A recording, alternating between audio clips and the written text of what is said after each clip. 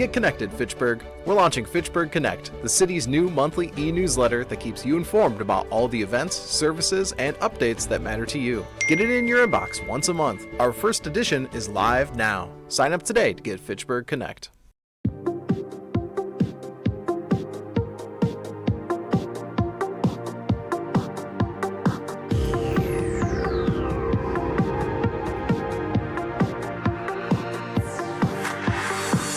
Hi, I'm Jeremy Crosby. And I'm Nick Boucher. We're your hosts for the program that's all about your city, Talking Fitchburg. Every weekday, we pull together the news, events, and information you need to stay on top of what's happening in the city of Fitchburg. Find Talking Fitchburg on cable TV, Roku, Amazon Fire, Apple TV, and our live stream on the web. Plus, you can find all our headlines and stories on Facebook, YouTube, and our video on demand service.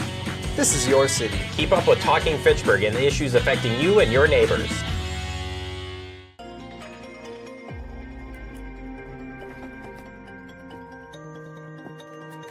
Good afternoon, everyone, to the Plan Commission meeting for May 19, 2026.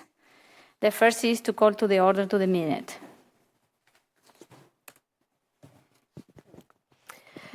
Good evening, everyone. I will list off the names of who's present. So my name is Deanna Schmidt. Carol Poole. Here. Josh Knackert is absent with excuse. Jason Rice. Here. Shelley Malowski. Here. Stephen Heller. Here. Gabriella Gerhardt. She's coming. And Julio Arada Prada. Here. Thank you. So next, I need a motion to approve and designate Stephen Heller as the chair of this meeting. Since at 6 o'clock, I need to go to another room for a special meeting for the Common Council. So to avoid disruption in this meeting, I will recuse myself to be the chair tonight. So I need a motion to assign Stephen. Have a second. So moved. Second. Okay, all those in favor say aye. Aye. Any opposed? The motion carries. Okay, all yours. All right, thank you, Mayor. Then next up is approval of minutes from the April 21st meeting. Any comments, or I'll take a motion? I move approval of the minutes. Second. Seconded. All those in favor? Aye. Any opposed? All right, then public appearances for non-agenda items. Is anyone here to speak on something that is not related to an agenda item? Then we'll go into agenda review. Anything that needs updating? No changes to agenda.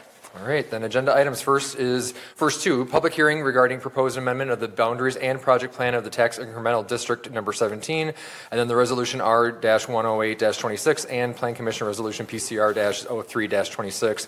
The consideration and action of the amendment tax incremental district number 17 boundaries and project plan, Fitchburg. We have dealers here to start us off.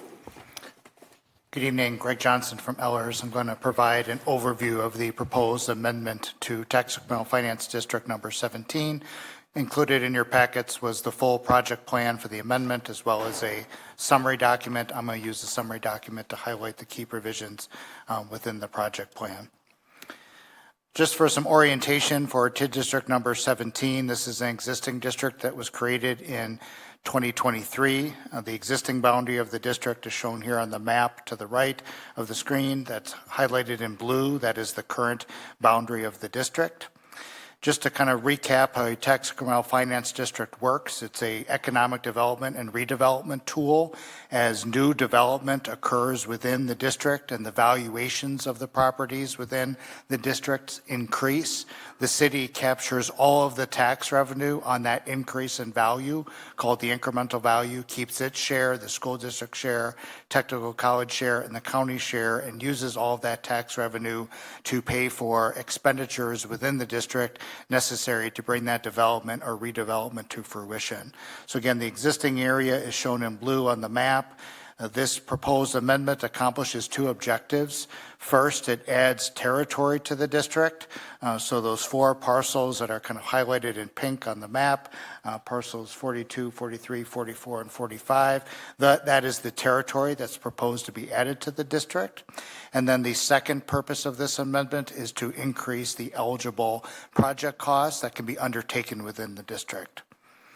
When this district was created, it was a rehabilitation TID district, which meant that at least 50% of the area within the boundary of the district met the criteria of in need of rehabilitation or conservation.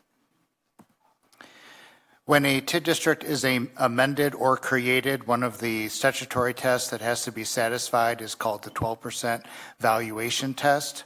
What that means is the incremental value of all the city's existing TIF districts plus the base value, in this case, of the territory being added to the district, its current value. Those two numbers combined cannot exceed 12% of the city's total valuation. So based on the valuations as of January 1, 2025, if we take the current incremental value of all TIDs plus the current property value of the parcels being added to the district, that's approximately 6.29% of the city's total valuation. So we're under that 12% limit. That legally means the city can add territory to any of its existing districts or create some additional districts as needed. We also have to reaffirm the finding that this district still meets the statutory definition of an area in need of rehabilitation. When this TID was created, the gross acreage of the district was approximately 185 acres. About 147 of those acres were identified as meeting the criteria in need of rehabilitation or conservation. When we take the added acreage from these four parcels, the total gross acreage of the district is approximately 230 acres. About 192 of those acres meet the rehabilitation criteria. So we're at 83% of the gross combined area of the original and proposed amended territory of the district. So we're over that minimum 50% threshold. The majority of the area within the district satisfies condition number 1 of the rehabilitation criteria identified in statutes, which is you're carrying out plans for a program of voluntary or compulsory repair and rehabilitation of buildings and other improvements. Specifically, the 4 parcels that are being added through this proposed amendment are historically been a quarry site, so we're looking to repurpose and redevelop that to a higher land use. For reference, we've included the list of all the eligible project costs that were included when the TID district was established in 2023. That's one of the requirements within the project plan, that you identify eligible expenditures. By including this list of projects in the project plan, you're not statutorily required to undertake any of these improvements. All those require action by the city council, and any development incentive would require a development agreement between the city and the developer. So the original project plan had identified about $24.5 million of project costs. The city through 2025 had only spent about $34,000. So the majority of these projects are still eligible to be undertaken over the remaining life of the district. Just for reference, we included a map that corresponds to that original project list. This is from the original project plan, just identified each project had an identification letter established to it, so it shows where those proposed improvements were located, and then the area depicted in red around the district is what's referred to as the half-mile radius. Projects that are outside the half-mile boundary or within the half-mile boundary of the district that benefit the district can be eligible expenses. So one of the purposes of this amendment is to update the eligible project costs that can be undertaken. So within the amended area, those 4 parcels being added to the district, the city has identified approximately $25.3 million or $4 million of project costs to be undertaken within the district. Those are listed here on the chart. Same applies to these projects as the original ones in the plan. The city is not committing to undertake these projects just by amending the project plan. This just identifies what is a legal TID eligible expenditure if there's tax revenue to support this investment. So you'll see that $25.4 million comprises of some specific infrastructure improvements as well as allowances for development incentives that would require a development agreement. In the far right-hand side is of both the original project list and in this amended project list, we just identify where those projects are financed within the financial analysis that was included in the project plan. I'll speak more to that in a moment.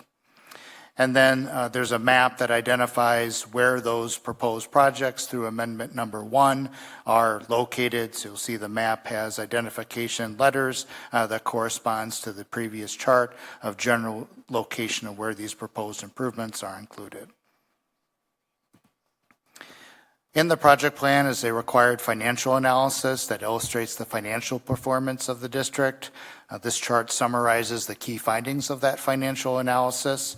In terms of the incremental value, the district's current incremental value as of January 1, 2025 is the most recent value certified by the Department of Revenue. We factor that into our analysis, as well as the estimated increase in valuations from 2 developments that are anticipated within the amendment number 1 territory. In this financial analysis, that's the only developmental value that's been included in the financial analysis and the projections. We're not projecting any appreciation of existing or proposed development within the district. The tax increment calculations, the current tax rate for this TID district is $18.97 per thousand. We show that declining at a rate of 0.75% annually, which is a conservative forecast. And then the cash flow model illustrates, with appropriate phasing of the project costs, both those identified in the original project plan and those identified in this proposed amendment, based on the incremental value that's there presently, and then the proposed value from 2 developments within the amended area, that can support the project plan expenditures and the TID funding those with cash. So we'll see that illustration in a moment. And the projected closure of the district is in 2034. The project plan does have allowances for additional development incentives. Those would likely correspond with particular developments that could increase valuation. So that could change the forecast, but based off of other infrastructure costs and development incentives anticipated, those can be paid off fairly rapidly. So these charts just illustrate those key findings. So on the far left-hand side is the incremental value that's been generated so far in the district, approximately $7,733,000 of value. And then we've projected the estimated taxable value increases from a retail development proposed on the southern portion of parcel number 45, and then a projected multifamily development on that northern portion of that parcel, an estimated value of $50 million from the multifamily and about $17,229,000 for the retail. In this financial analysis, we haven't projected any other developmental value. So if that value is achieved over the 27-year life of the district would generate a little over $30.1 million of tax increment revenue collected. So in terms of the financial performance of the district, this is a cash flow model. On the far left-hand side is the tax increment generated from the existing value and the 2 proposed developments within the amended area. There is an anticipated development incentive for the retail development that would be subject to City Council approval. That would be a pay-as-you-go incentive paid out from increment generated from that component of the development over time. And in the capital outlay column, that corresponds back to the 2 project charts that had listed by year what project was proposed to be funded. So as I mentioned, if those projects are kind of funded in phasing as money is available, the district can support a lot of these project costs in cash due to the higher increase in value resulting within the amended area. And then there's additional allowances for professional services and ongoing planning and administrative expenses. So with the existing incremental value, estimated value from the 2 developments in the amended area, if all the project costs undertaken within the original list and the amended list, at least the infrastructure projects were incurred, the district would be able to support those costs by 2034. So in summary, again, the purpose of the amendment is twofold: add territory to the district, 4 new parcels, updating the eligible project costs, the existing value within the district, the estimated valuation increases from the 2 developments in the amended area can support all project costs with appropriate phasing. There could be additional development opportunities within this district that may require some additional cost and investment, but those additional costs would be offset by anticipated increases in value to help support those costs. So that concludes my comments and the overview of the purpose of the amendment. All right, thank you. Anyone else here wish to speak on agenda 5A or B? Yes.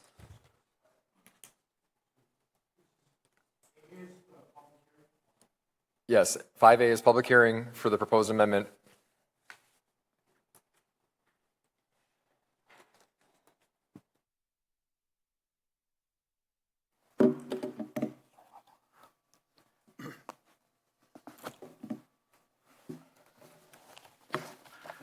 David Haight, 5855 Woods Edge Road. I'm a little hoarse today. So the question is what's your role in this? So what the comprehensive plan legislation says is the comprehensive plan shall contain all the things that are described in there. The comprehensive plan has not been updated in a very long time. You cannot say it's compatible with, consistent with the comprehensive plan if you haven't laid your own eyes on the comprehensive plan. That's what's required for you to make a judgment about whether it's compatible or not. And but we do know that none of the things that are being talked about here are reflected in the current comprehensive plan. And so you need to consider what it is that you are making a decision on. It should be clear to you. Someone should give you clear criteria about what your decision criteria is before you vote. That's your responsibility as plan commissioners, is to understand what that is.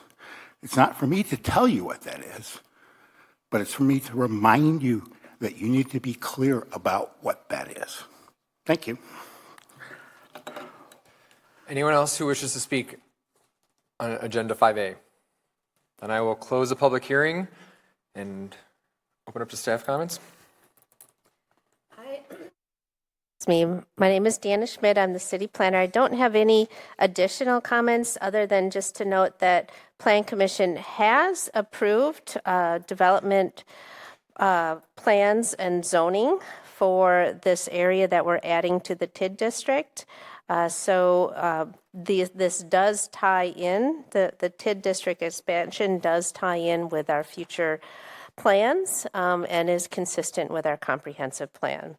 And this evening, what is before Plan Commission is approval of Plan Commission Resolution 03-26, and staff does recommend approval of PCR 03-26.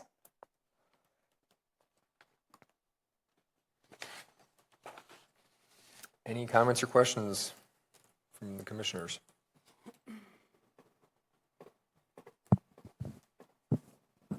I just, we got some public comment that Deanna had shared with us about adding bicycle staging, or not staging, but related to a bike and ped. Does that have to be specifically mentioned here in order for it to then be part of the plan, or can that come later, or what do we do with that if we think it's some good suggestions? If you want to add those as some additional eligible project costs within the project plan, then I would recommend that that would be part of your motion. So then if you make a motion to approve the resolution that's presented and you want to add those costs into the project plan, that's just on the record. So that would be reflected in the final documentation. We have no idea what the costs are, do we? Okay, I have a question first. What we are talking about, whether this is from where this new project are coming from? I can fill this in a little bit. We staff received a public comment regarding the TID district amendment.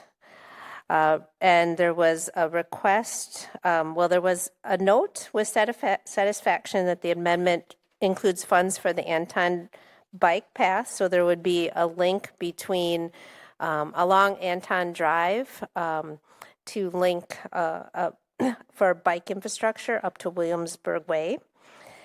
And then there was also a request to consider bicycle share stations And there was an estimate in this request that the cost would be approximately $25,000 per bicycle share stations.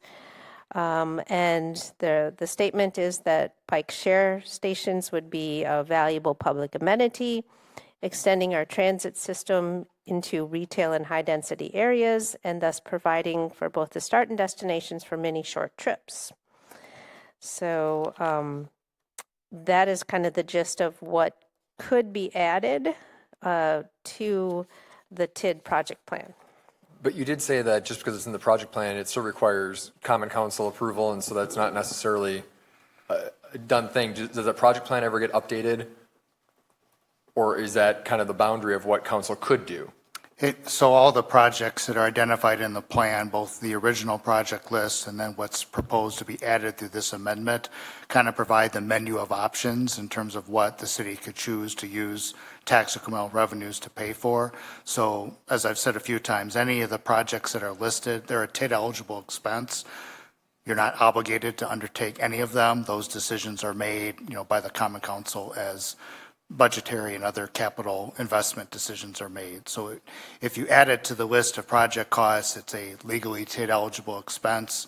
Whether or not you choose to undertake those costs or use TIF to pay for it, that's no different than any other project costs. Those decisions would occur over the life of the district.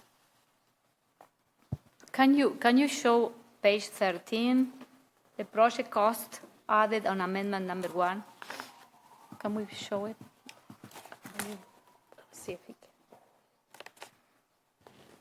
I don't know, who is controlling? Are you, Greg? Okay. So there, the project IDA, the Anton Bike Path. This is what we are talking about? Or is an additional bike path? Yes, this would be the comments that were received, note with satisfaction the Anton Drive bike path, but also requested that the project plan include bicycle share stations.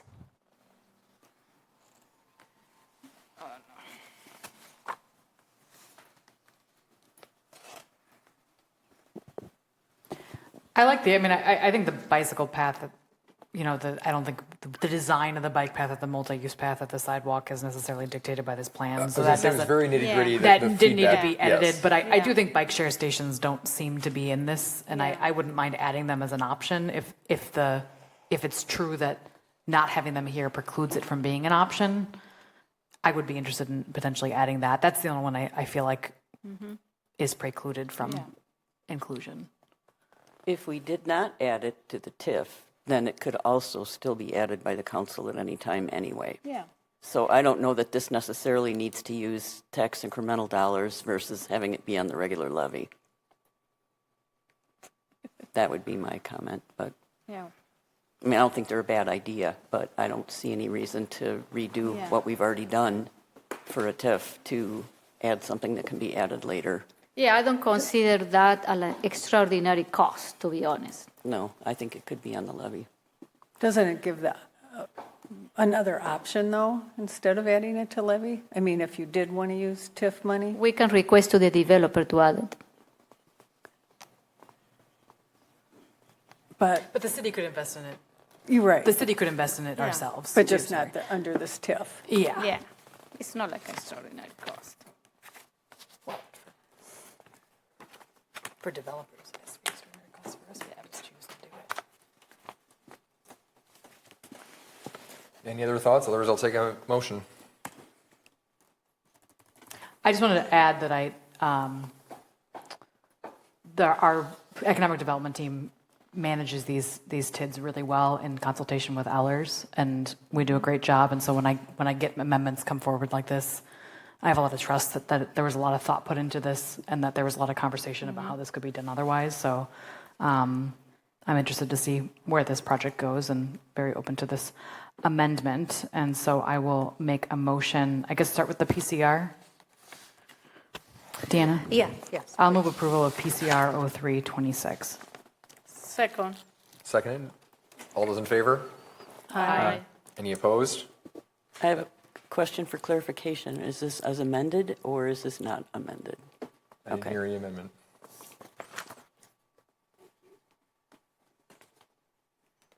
What is the next? And then do we need a vote on the resolution? And I'll Yeah. move, do we vote on? No, we vote in the PCR.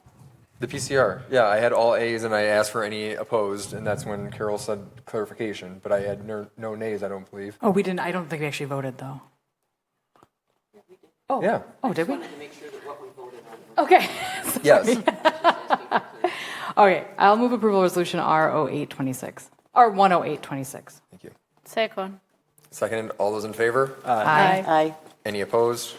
That also carries.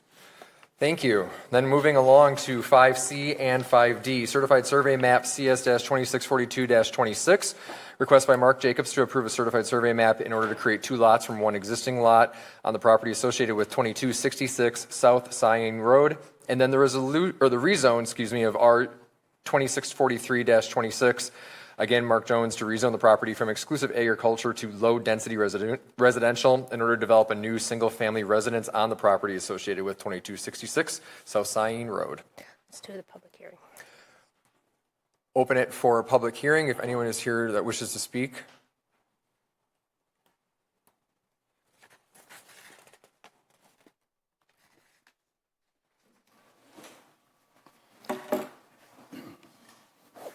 David Haight, 5855 Woods Edge Road. So on C, so again, a certified survey map, your approval of it is a adjudication procedure. You should have in front of you a list of criteria that are required to show under the law that the proposed CSM, the layout, will meet all required regulations. So we know, for example, in 24, all required rules of the Wisconsin DNR with regard to wetlands, et cetera. So what are those? How can you know that you have all the information in front of you to satisfy those if you're not even told what they are? What about all the other aspects of this? This is a evidence-based hearing. The way that it should be run is the list of things that need to be shown should be presented to you, and the list of evidence for each one to be judged by you, whether that will suffice for you to meet the standard of proof that the way that it's laid out will satisfy all the laws that should be given to you. If you don't have that, then you don't have enough information to adjudge each of those things. And if you don't have enough information on any one of them, then you don't have enough information to vote yes. Thanks. Thank you. Is there anyone else who wishes to speak on 5C or 5D? And I'll close the public hearing. Deanna? Good evening, everyone. I will discuss from the staff memo the certified survey map and the rezone together. The future land use of this parcel is farming agrihood as defined in the newly adopted Greenfield Neighborhood Plan. The staff evaluation is based on several points related to the rural residential development criteria. This property is currently zoned AX, exclusive agriculture. The applicant intends to create a new single-family residential lot under the rural residential development criteria, and in doing so will rezone that new lot to low-density residential. The parcel in question is highlighted on the map in cyan, and the subdivision will create a new lot up in the corner, right up here. So I'll jump over to the proposed CSM. You can see that existing lot, that existing agricultural lot with the existing farmstead buildings. The new proposed lot here is up in the corner. In terms of the evaluation, this is outside of the Fitchburg urban service area. There are no public sanitary services available, but there is public water. The new building would need to connect to public water. The new single-family residence would need to connect to public water. The proposed subdivision requires the use of a claim or a split in conformance to the rural residential development criteria standards that are outlined in your memo. The parent base farm tract is number 62, which has 2 claims, one of which may be used to create this lot. The second claim would only be able to be used as a rural residential cluster as outlined in section 22-611 of the Fitchburg Code of Ordinances. But both claims were transferred. We did a CSM last year to cut out this lot here out of the farm. The proposal meets the requirements of the RRDC in that the proposed lot is adjacent to existing farm operations and does not have a significant impact on existing farm operations. Staff are not aware of any environmentally sensitive land such as wetlands. The lot shape is appropriate at 2-to-1, and there are no woodlands or heritage trees present on the site. The proposal also complies with almost all of the criteria for RRDC that may be waived. The lot is adjacent to existing residential development. The lot is less than 1.5 acres in size, and the slopes of the site are less than 2%, so no steep slopes are present. A portion of the proposed lot has been tilled. That is one of the waivable criteria. In approving this, we would be waiving that criteria of not tilled land. The conditions of approval say that the approval of the certified survey map, the requirement that it be located on land with a history of tillage would be waived. As mentioned, the proposal generally meets the intention of the Agri-Hood future land use designated outlined in the Greenfield Neighborhood Plan. It does protect natural resources and limiting impacts to the existing farmland. And one other note, the applicant does propose to move an existing house to this site. That house is currently located on the Newcomb multifamily site at the roundabout of Lacey and Seminole. So there is an existing single-family one-story ranch there, and the proposal would be to move that home to this site. Staff does recommend approval of the certified survey map and also the rezones with the listed conditions. And I'm happy to answer any questions.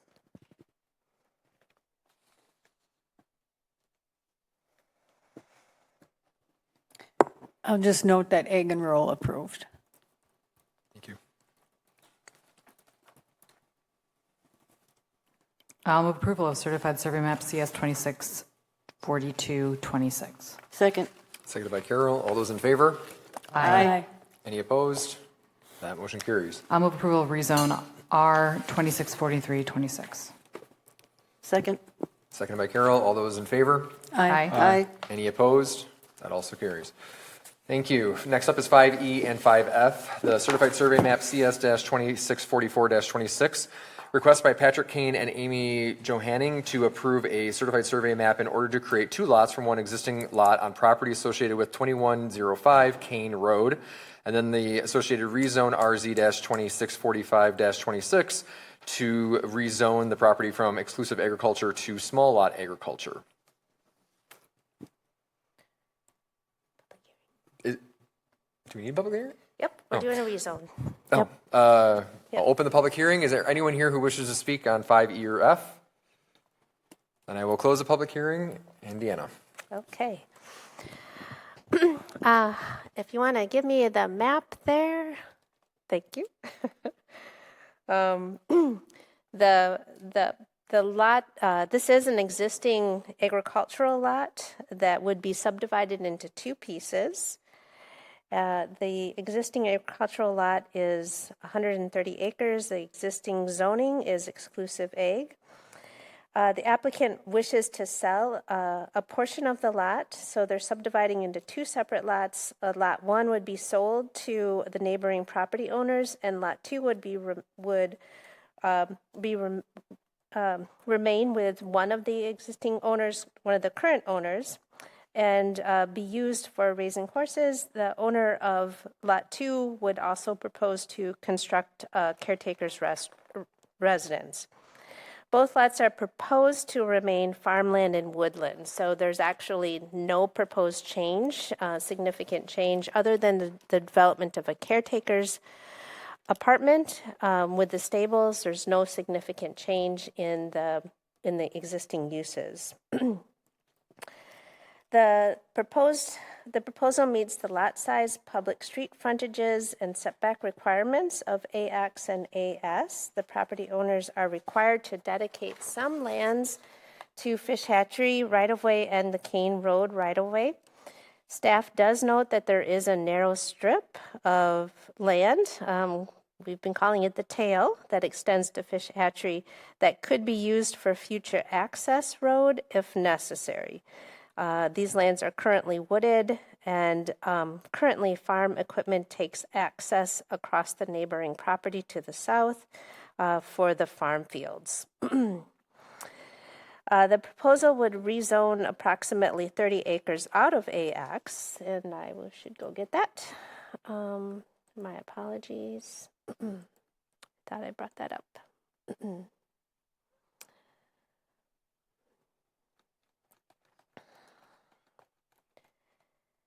So that's kind of the shape of the two lots that would be created. The state does allow for rezoning out of farmland preservation zoning, or AX, if the following conditions are met. The land is better suited or for a use not allowed or in the farmland preservation zoning district. Rezoning is consistent with the city's comprehensive plan. Rezoning is substantially consistent with the county's certified farmland preservation plan. And the rezoning will not impair or limit current or future agricultural use. Because we are rezoning to AS, there's no significant change in the uses proposed. Staff believes that these conditions are met. Therefore, staff does recommend approval of the CSM and the rezone with the conditions listed. Egg and roll approved. Thank you. Can you put the other map? I want to understand. Yeah. Okay, so lot 1 is which one there? So what is happening is they're going to cut off a lot kind of like this. So this will be lot 2, something like this. It kind of leaves an odd shaped lot, but that's the general idea. You can kind of see here's that lot 2, just would be fronting on Kane Road. But this one is not the part that they're planning to sell, isn't it? Yeah, 1 is the one that they're planning to sell. Oh, 1 is the one. Okay. Yes. Oh, okay. And what about the other square? Is part of the one too? This is part of 1. Part of 1. This would be all part of 1. Oh, okay. Yep, just two different parcels created. Okay.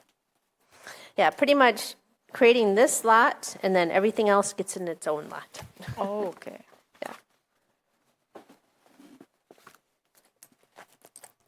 I'll move approval of certified survey map CS 2644-26. Second. With conditions, With the I conditions assume? as noted by staff. Thank you. Thank you. All those in favor? Aye. Any opposed? That motion carries. I'll move approval of rezone RZ 2645-26 with the 3 conditions from staff. Second. Seconded by Julia. All those in favor? Aye. Any opposed? That passes. All right, then up next, 5G, public hearing and consideration of resolution R-109-26, resolution by the City of Fitchburg City Council granting an exception to a whole bunch of stuff to allow a community-based residential facility, a CRF, on the property associated with lots 40 to 44 on Outlot 16, a portion of Outlot 17 of Terra Vesa. And if you knew what that was, you study maps too much. So this is a public hearing. So we have public hearing. Is there anyone here who wishes to speak on this resolution? Then I will close the public hearing. We do have, I think, a couple of people online. Oh, apologies. We have Andrew online. Yes. I don't know if there, would you like to have, do you have anything that you would like to share, or at this time? Nothing to share, just open to answer any questions that may arise.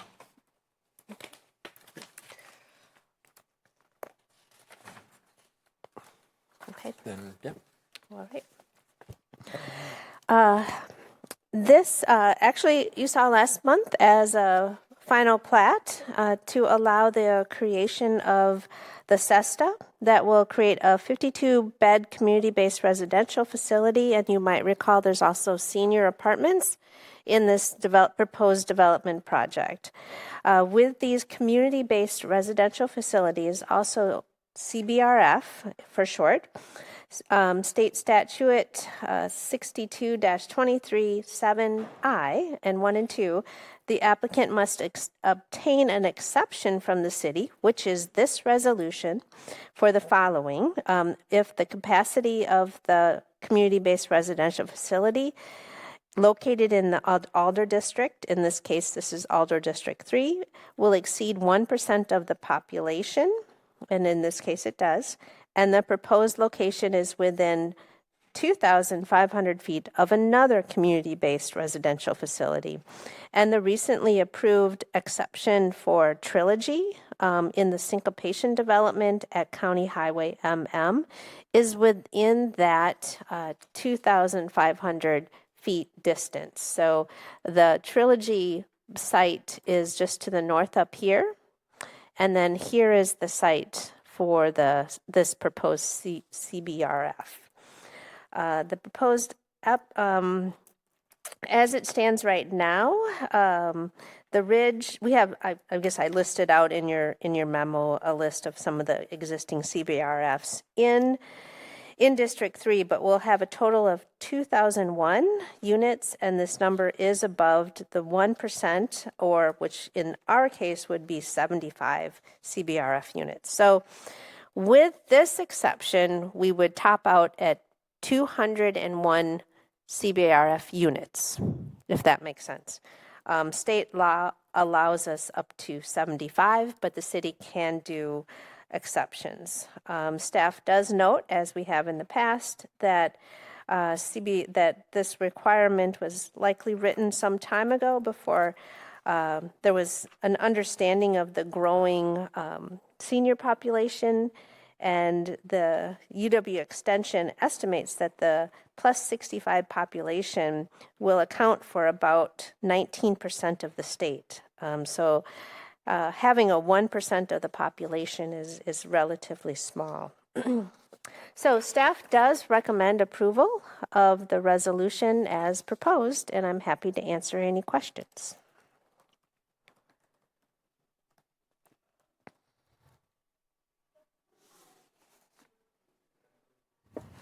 I'll move approval of Resolution R 10926. Seconded. All those in favor? Aye. Any opposed? That passes. The next is 5H, Resolution R-111-26, reapproval of an amended final plat request, FP 2634-26, by Sarah Church, agent for Green Tech Land Company, LLC, to obtain final plat approval to allow the subdivision of 2 lots into 12 new parcels, including 6 buildable lots on property located off East Sherrill Parkway and Lacey Road. And I believe we have Chris here to speak in support of the above matter.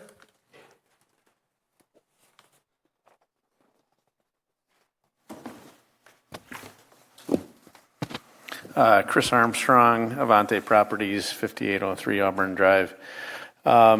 Just a little historical context about this plat. We were here 2 months ago seeking your approval, received your approval. I think at that time we had some concern about our neighbors to the north being on our same timeline and kind of our combined stormwater approach. And ever since we'd like to move ahead this summer, that's been our plan with this road construction, and they're not quite ready to. So that got our engineering team redesigning our stormwater pond to handle the water related to this plat. We will have to, we have a regional pond to the north that can handle the water. but we will have to do infiltration on site. So I think that's the gist of the modification and why we're here to remove the conditions that we have an agreement signed with our neighbor to the north. We're handling the stormwater ourselves on site. All right, thank you. Is there anyone else who wishes to speak on this resolution? Dave? David Haight, 5855 Woods Edge Road. So if this drains into Swan Creek drains into the Wabi-Saw Wetland State Natural Area, which is one of the most protected wetland areas in our state. Thus, NR 103 applies. And we just had a discussion of stormwater. Clearly, NR 103 being a water quality standard for wetlands, it applies to the regulated activity of land disturbing construction activity, which is permitted both by the city and also by the DNR. So there's no question that NR 103 applies to this decision. It says you may not approve unless you have, under the quasi-judicial proceeding, which means you're adjudicating evidence, unless you have before you evidence that NR 103 will be satisfied. Now remember, NR 103 presumptively says if you change one drop of water, that presumptively says it is not satisfied, and then it is up to the applicant of the activity that's regulated by the DNR, in this case, land disturbing construction activity, to provide proof to the DNR sufficient for the DNR to conclude. The city cannot conclude this. This is something that only the DNR can conclude. So this is something that is going to have to be addressed by the city because it affects every single lot that's in the Swan Creek watershed and in the Murphy's Creek watershed. Thank you. Thank you. Is there anyone else who wishes to speak on this resolution?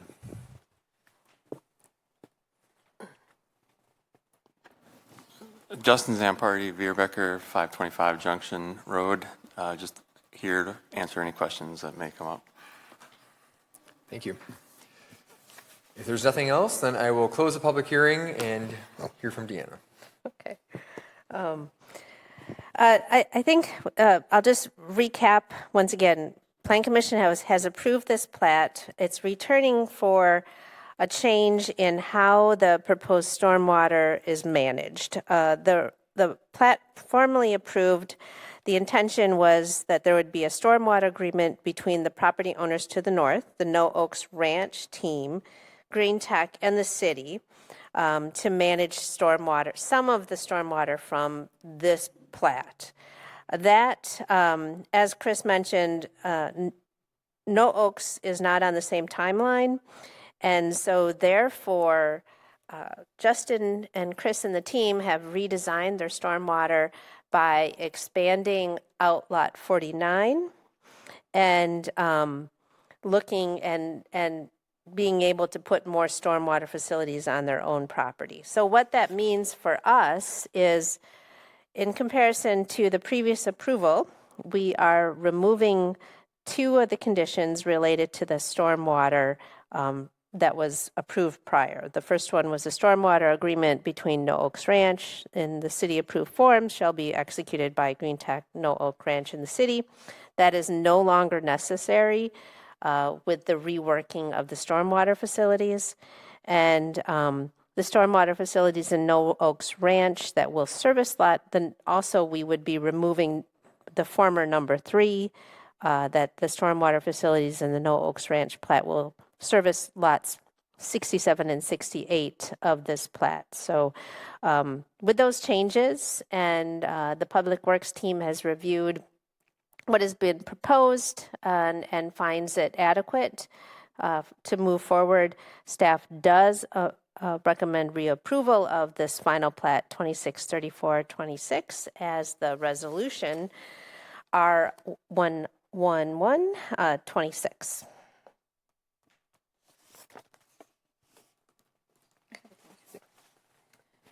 Chris, are you planning to build another building there in that area? Our current plan is to build the road this Yeah. year and then break ground on a building next year. Next year. Okay. Try to get all the public infrastructure in Infrastructure. place so that we'd have access to build Okay. next spring. Questions or comments? And this question is for Diana, because we have heard many times from David Haight about this NR 103. The question is, I assume that we are following this, you know what I mean? So can you explain that to the public that is watching this? Yes. So all of the projects that come before you have been reviewed by our Public Works engineering team to ensure that maybe all of the drawings that you are looking at might not have all the details, but that we're moving in a direction that we will comply with NR 103. So everything that's coming before you, the intention is the final drawings will comply. For Chris is, so you are planning to expand the retention pond that you have on your site. So the idea is, because you're extending this road, I imagine, and we can see there on the screen that there are a couple of parcels there. So if you're planning to build in the future all these parcels, you will have the capacity in that retention pond for all of that? Yeah. So I think we were able to expand the pond without taking up any of the existing parking that we had initially proposed. So we had some extra land that we're able to just increase that pond. I mean, I guess I'd let Justin talk to the design, but yeah, my question is in the future, you're coming with more of this building, and then we want to be sure that this retention pond will have the capacity to absorb of this growth. Yeah, so the pond that's on Outlot 49 will be sized for this plat to handle peak runoff, sediment control, and then each individual lot, as they're developed, will do on-site infiltration. Okay. So the question is yes? Yes. Okay, this is what I'm looking for.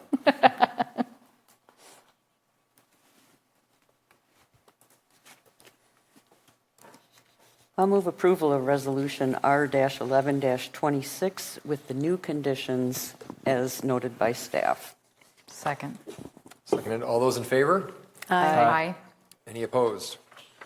That carries. Then next up is 5I, Rural Residential Siting Schulman Property. Request by Brent Schulman to obtain architectural design review approval to allow for rural residential siting on property northwest of the intersection of South Fish Hatchery Road and Wayland Road.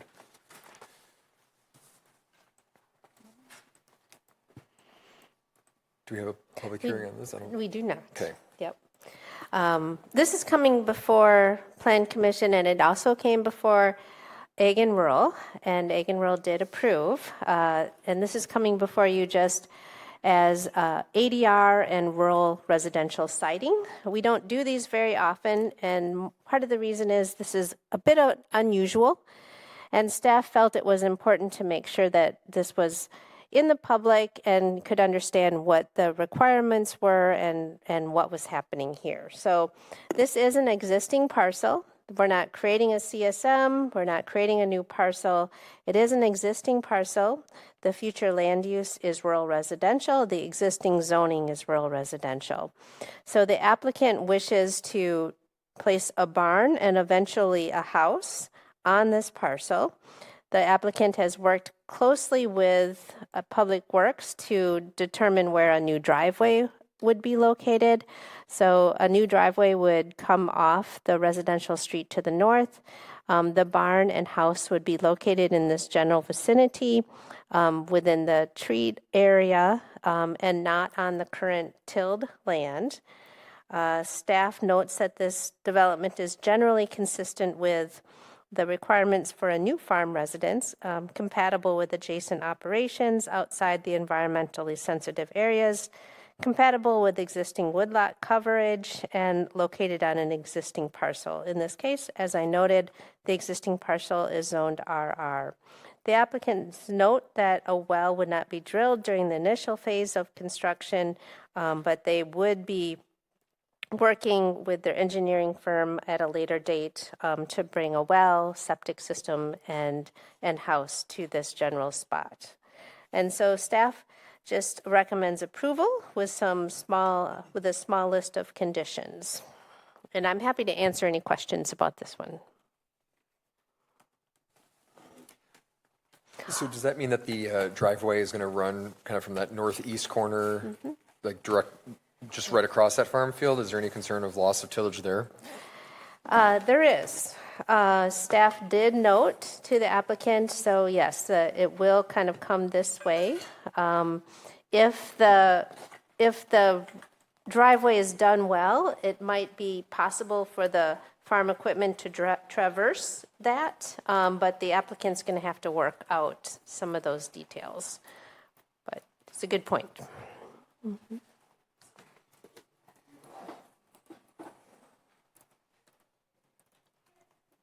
Other questions or comments?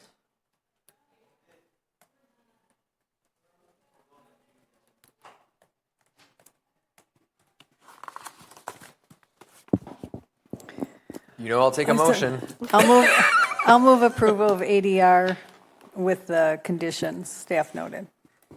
I'll second. Sorry. Give it to Jason. All those in favor? Aye. Any opposed? That motion passes. Next up then is 5J, ADR for Zimbrick Genesis. Request for Zimbrick Genesis dealership to obtain architectural design review approval to allow the construction of a new dealership and service building on the property associated with 1601 West Beltline Highway.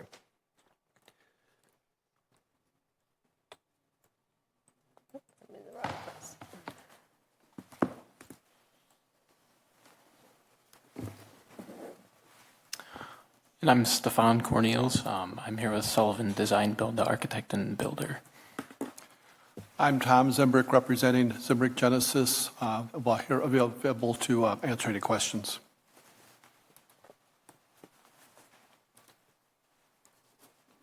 Yeah, I guess I'll take the evaluation then from staff. This property is currently zoned highway business, and Zimbrick Automotive Group is proposing a standalone Genesis dealership on its Fish Hatchery Road campus, located between the existing used car dealership and the Buick GMC dealership. A portion of the used car dealership will need to be demolished to accommodate the new facility. The proposed dealership will include a showroom, service drive, customer lounge, and service department.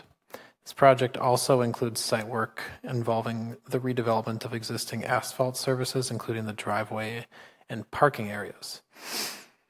The city of Fitchburg seeks to minimize the use of IFAS materials on building exteriors. However, the applicant has noted that IFAS is required by Genesis for the exterior design. Additionally, the applicant does note that the extensive use of glass on the building necessitates the use of IFAS.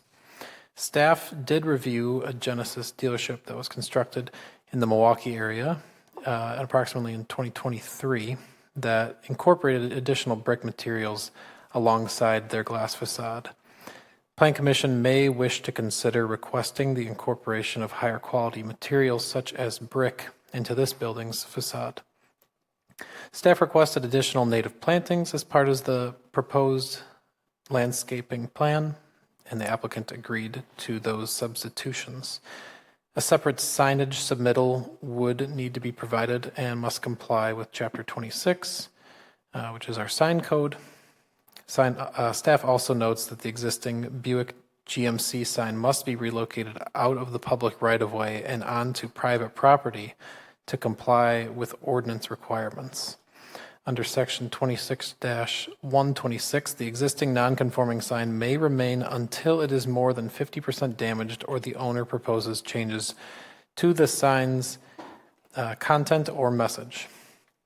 The submitted lighting plan identifies both existing and proposed lighting fixtures. all new lighting must be compliant with our dark sky ordinance, chapter 28.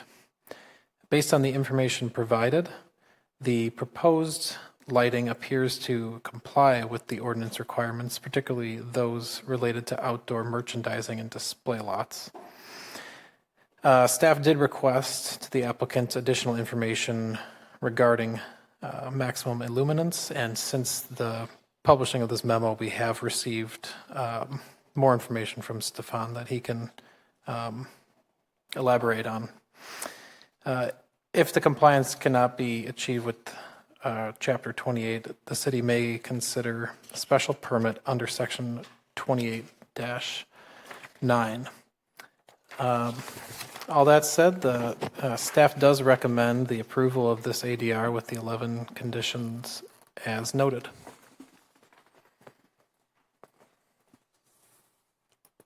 All right, thank you. Questions or comments? So I'm curious what your response is to the fact that there is a Genesis dealership with some brick and not all APHIS. Yeah, I can speak to that a little bit. And this comes up in the past. There's always a bit of a disconnect between what the city wants and what the brand wants. In general, what we've done to, EPHIS is generally not considered a very durable material, is kind of one of the main, at least that cities have a concern with.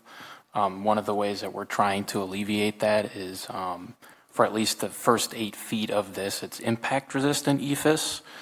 And impact resistant EPHIS is kind of what the name states. It resists impacts much better. So things like snow plows is a big thing. We can certainly make amendments if they're required and propose those to Genesis. But, some of the factors that insulating this building, EPHIS is extremely good at insulating, being continuous insulation. So those are some of the reasons why we're going with EPHIS here. So then my question to staff is, why are we shying away from EPHIS, or why do we prefer brick? Is it aesthetics or something Aesthetics functional? and the durability. Okay. So it seems like if it's doable, and that is what the city prefers, I would like to recommend that we require some brickwork, or I don't know how you want to say it. If brick, I don't even know if brick was what was acceptable to the city. I think some brick as a durable accent material, it makes a lot of sense. Staff didn't go ahead and just require it because I think it's more something that Plan Commission has the leeway to make a decision about that. Mm-hmm.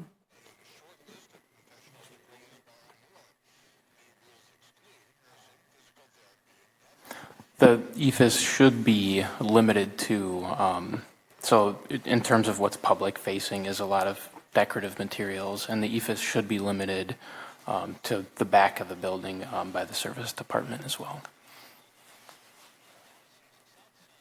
Yeah, I'm looking at just Google images of the Milwaukee Genesis, and it looks like the brick is mostly in like the very back side of it where the service bay is and like utilities and stuff from what I can tell. And so I'm just, like from the front edge, it's going to look exactly like this because it's 90% glass and then EPHIS for, all around the roof line and some of that kind of accenting. If it was, Diamond Jim's used cars, I'd be more concerned about EPHIS. We're talking about a premium brand sold by, a well-known dealer. So I guess I'm not as concerned with EPHIS, but I think it's a great design. I mean, I'm not just saying that because that's going to be my next card, but if you want to just stay around for a minute, I've got my eye. It's available. Otherwise, any other questions or concerns or?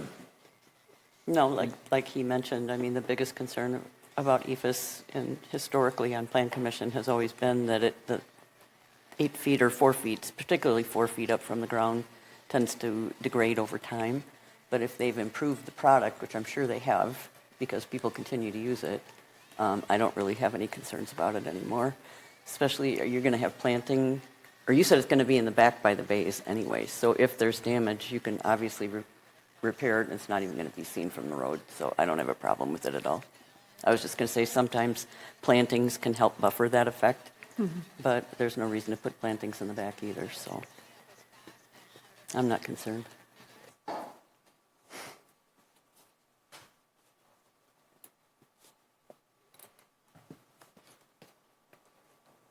I'll motion for approval of the ADR with the 11 recommendations outlined by staff.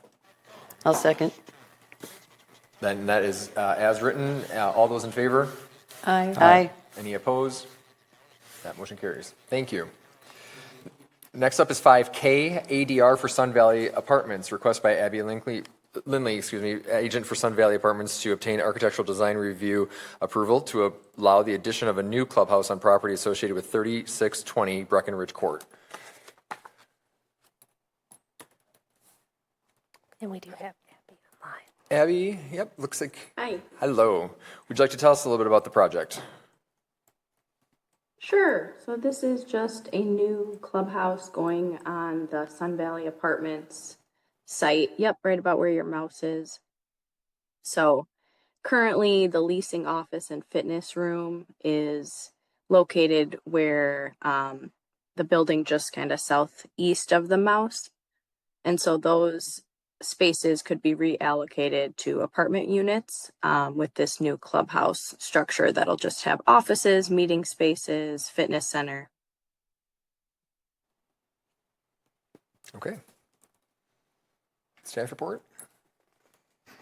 Yeah, thanks, Abby. Just give a bit more background and context here. The property, as Abby noted, is the site of Sun Valley Apartments. The property was rezoned from PDD GIP to RH, High Density Residential, in July of 2025. The property currently contains 204 rental apartment units across its 9 buildings. In addition to what Abby just added, no additional trash or recycling enclosures are proposed. The applicant notes that the building will serve existing residents of the complex, therefore no additional bicycle or vehicle parking spaces are proposed as part of this project. Existing accessible parking stalls will remain available for access to the clubhouse. The existing office and fitness center on the property will be converted into additional apartment units. However, the applicant has not specified the exact number of units proposed. A large concrete patio is intended to provide space for grilling and general seating. The proposed clubhouse will utilize brick, veneer, and vinyl siding to match existing materials on site. The applicant anticipates construction will occur between June of 2026 and December of 2026. The project does not provide any new general site lighting.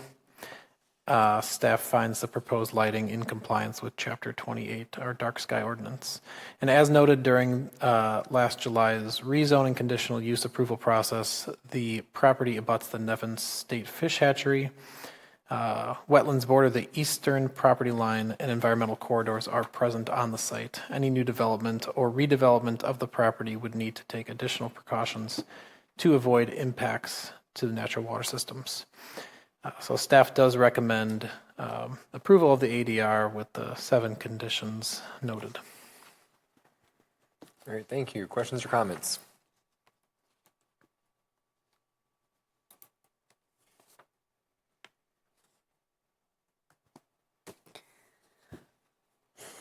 I'll move approval of ADR Sun Valley Apartments with the 7 conditions. I'll second. Second by Jason. All those in favor, say aye. Aye. Aye. Any opposed? That motion carries. Thank you. Next up is 5L, early issuance of permits for Bowman Plaza multifamily development. Request by Barry Prowner, agent for Ragtag Ventures, to obtain early issuance of permits for mixed-use multifamily and commercial development on property associated with 2932 Fish Hatchery Road. I'm assuming just your comments on this one, or? Yeah, we do not have anyone Okay. on this one. And this one is As you might recall, back in April, we approved the PDD SIP and the ADR for this project of 7-story mixed-use building containing approximately 11,700 square feet of commercial and then 278 market rate residential units. The building would have 2 layers of parking and then 5 stories of residential units above. And what is before you is the early issuance of permits. Plan Commission may issue under Section 24-14B a major construction building permit, and what that allows for is the early issuance of building permits when construction is expected to take 7 months or longer, and it allows the building construction to proceed prior to completion of the final public infrastructure. The public works staff is still working through what that the extent of that public infrastructure will be, but it will include a new turn lane and some other work in the right-of-way. And so with this early issuance of permits, this would allow the developer to proceed to construction foundation work prior to the completion of all the public infrastructure. I will note that, of course, they cannot have occupants of the building or final approval of the construction prior to the completion of all the public infrastructure. So these are pretty standard for us now, and staff does recommend approval with the 14 conditions.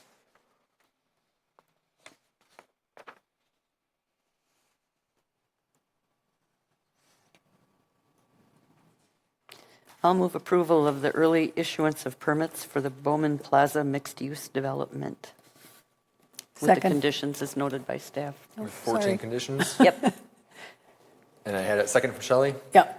All those opposed, or all those opposed. All those in approval of this motion? Aye. Any opposed? Then that motion carries. Next up is 5M, Ordinance 2026-0-08, amending Chapter 22 of the Fitchburg Code of Ordinances by repealing and recreating Chapter 22, Article 5, Division 2, the exclusive agriculture district. Wow, how about we just talk about this instead of me reading the whole long thing? You want to It come makes up, no Brad? sense anyway. Brad's going to take this one for us. Awesome.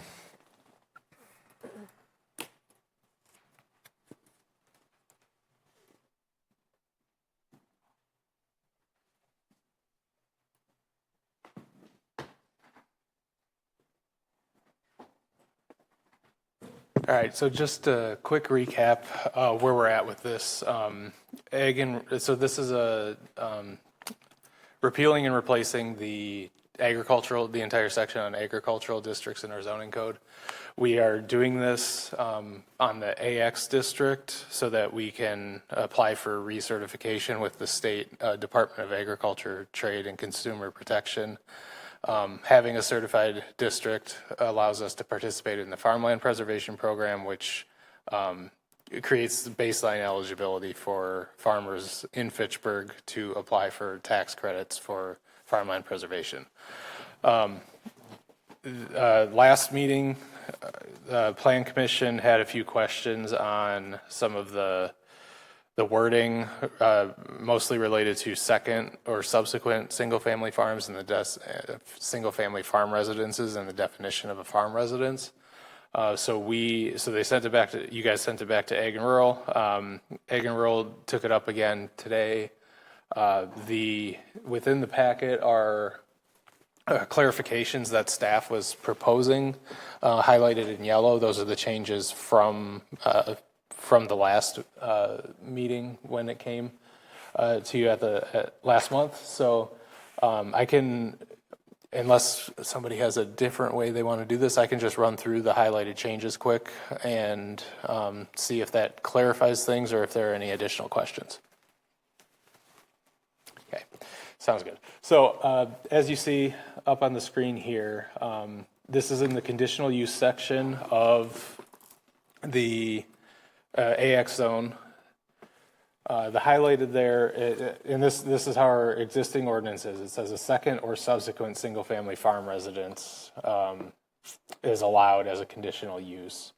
I think there was some question about what makes it a second or subsequent, like what is a subsequent? Does that mean there can be more than two? So what we're proposing is to remove the or subsequent farm residence and then add some clarification because the definition of a farm residence does include a duplex. So adding language in there to clarify that up to 2 units on a farm are allowed per the base farm tract. And the last two sentences that are added in there that are highlighted are that's existing regulations based on the state, but we wanted I proposed to call it out directly in this ordinance so it's explicit, and that is that a second farm residence shall be owned in common with the primary farm residence. It cannot be split off. If it is split off, it becomes it has to be zoned out of AX and it becomes a non-farm residence. And the second, I guess that's the second sentence there. So, so that's the first change within the conditional use section. The second change, we did have one in AS, but that was just to reflect Ag and Rural's changes from the last meeting, and that clarifies the caretaker and operator definition of a caretaker's residence. So, and then down at in the definition section is where the further clarification occurs.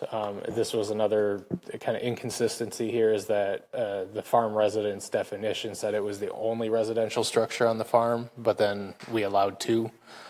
So we removed that section of it, that it's the only residential structure on the farm, and just because we have that up to 2 units and we clarified it earlier, we don't have to state that it's the only structure on the farm anymore.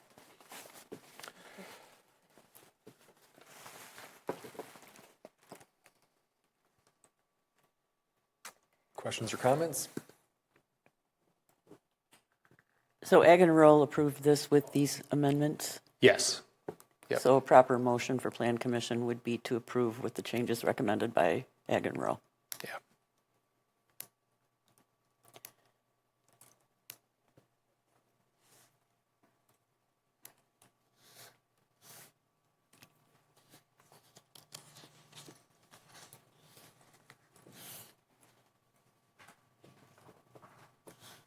I'll move approval of ordinance 2026-0-08, amending Chapter 22 of the Fitchburg Code of Ordinances by repealing and recreating Chapter 22, Article 5, Division 2, AX Exclusive Agriculture District, Sections 22-481 through 22-484, inclusive, repealing and recreating Chapter 22, Article 5, Division 4, AS Small Lot Agriculture District, Section 22-540, conditional uses, and amending Chapter 22, Article 7, Division 2, Administration and Enforcement, Section 22-651, definitions, as recommended and approved by the Ag and Rural Committee. I'll second that. Seconded by Jason. All those in favor? Aye. Aye. Any opposed? That motion carries. That incredibly long motion carries. See, I just refuse to read that much. All right, next up is 5N, Resolution R-110-26, approving a Level 3 public charging agreement with Madison Gas and Electric and granting an electric distribution facilities easement. So I could take this one. Anytime there are easements on public property or on city property, it does need to come forward to Plan Commission for review. And what is proposed here is an agreement with MG&E. Right now, we have 2 level 2 chargers on the Civic campus containing 3 charging ports. And these are currently owned and operated by MG&E. per a 2011 contract. MG&E approached Fitchburg seeking to place 2 level 3 chargers, and that would be a total of 4 charging ports at the Civic Campus parking lot to be owned and operated by MG&E for 5 years, and then the responsibility would be transferred to Fitchburg or perhaps some additional discussions. The resolution is to approve the agreement drafted by MG&E with city staff feedback, and as well as an easement to enable the installation and ongoing electric service. There is no specific financial cost to the city with this. The city is working with MG&E to select the final locations for the new chargers. So there isn't a specific map in your package for the exact location yet. They're still working that through. So staff recommends approval of R110-26. Thank you. Questions or comments or a motion?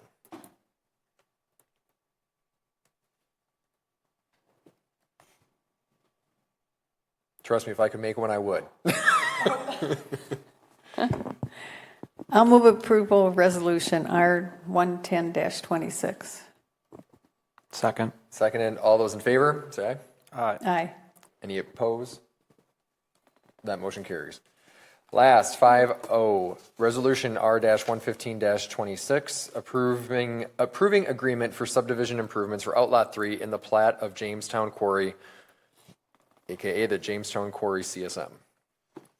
Yeah, we just have a theme of Jamestown Quarry. That was your TID District Amendment 2 was for this very same project. And so this is the subdivision improvement agreement tied to the proposal for the commercial and then the second multifamily project on Jamestown Quarry. So Plan Commission does not always get a subdivision improvement agreement for review on approval, but anytime that there is phasing involved, the subdivision improvement agreement needs to go to you all just for your approval, not on the specifics of the agreement, but that you agree that it's reasonable to phase this project. Staff believes it is reasonable to phase this project. This will allow the multifamily development to move forward.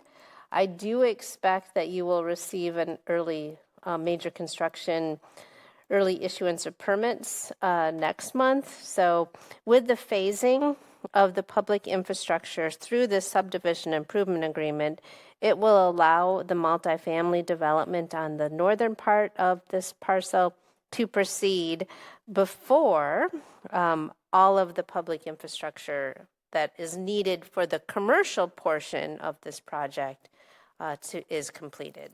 So I'm happy to answer any questions about that.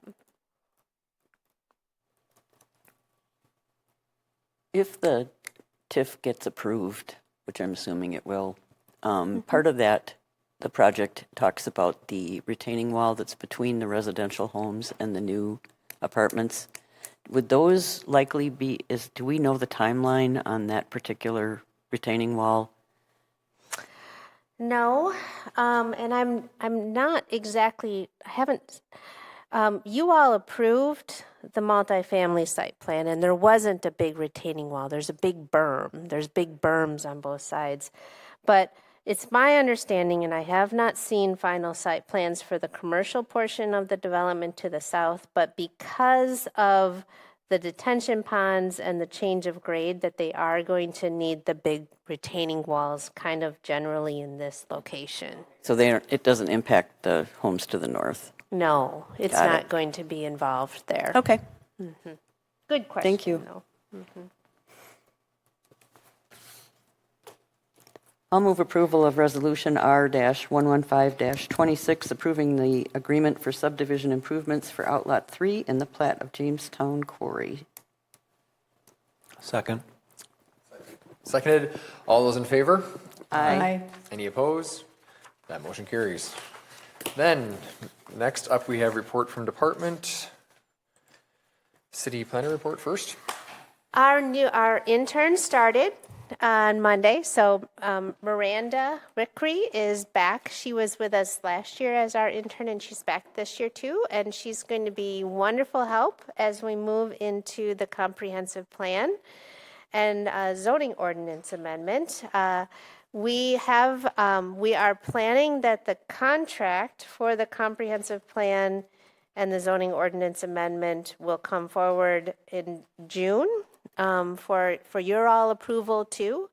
At that point, we'll have just the basic outlines of the contract. I'm really excited because I believe that we will be able to include within our budget and our scope an update of the subdivision ordinance too, along with the zoning ordinance. So we're taking on a lot, but I think it's going to be a pretty exciting time for all of us as we move through this process. So next step, contract, and then we hope to hit the ground running on the comprehensive plan community engagement part here yet this summer. So happy to take any questions. Nice to hear the same intern wants to come back, so kudos all around. Good, all right, then Ag and Rural. Met today, but nothing other than what we discussed here. Okay. And Gabriella's at other meetings, so Transportation and Transit will skip today. Any other announcements? If not, I'll take a motion for adjournment. So moved. Second. All those in favor? Aye. Any opposed? That motion carries and we are adjourned.